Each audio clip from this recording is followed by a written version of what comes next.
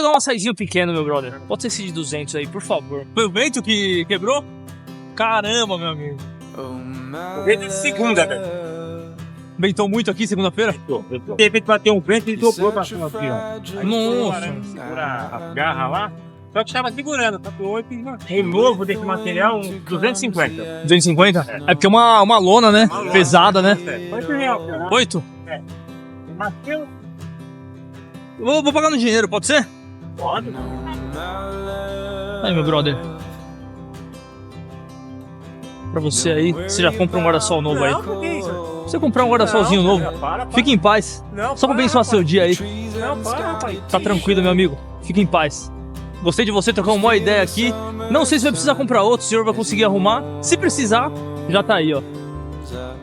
Só pra dar um fôlego aí final de ano. Um Feliz Natal pro senhor aí. I'm